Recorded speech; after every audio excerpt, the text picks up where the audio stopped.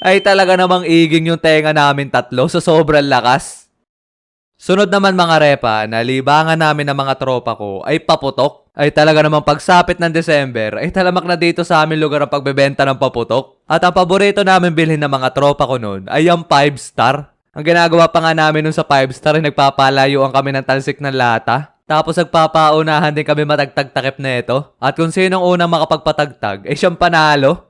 Pero may iba pa kami ginagawa sa 5 star pag naboboringan kami at gusto namin mas malakas ang sabog. Yung isa namin ginagawa ay yung pinagbubuhol namin yung mitya ng tatlong 5 star. Minsan, hiwala yung kanilang pagsabog pero madalas ay sabay-sabay sila kaya ang lakas ng sabog nito. Tip ko lang sa inyo mga repa, pag magpapaputo kayo ng 5 star, ay magtagtag muna kayo ng konting papel sa mitya. Para pag sindi nyo ay makakatakbo pa kayo at hindi agad tumasabog.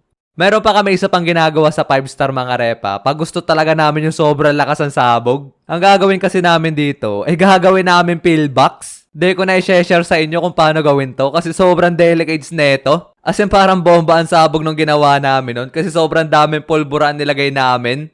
Ang sunod naman na paputok na hilig namin bilhin ay yung pop-up. Eto na lang i-recommend ko sa inyong bilhin kasi mas safe pa to kaysa sa 5 star. Nahalala ko nga nagdala yung tropa ko nun sa school. Sabi nagbatuhan kami sa likod ng aming room. Nung una pa nga sa paa lang kami nagbabatuhan. Sabay maya-maya ay binato ng tropa ko yung isa kong tropa sa muka. Ay talaga naman biglang batuhan kami ng malala nun. As in bahala na kung saan kami magkatamaan. Ay butas-butas man din ang aming polo pagkatapos namin magbatuhan.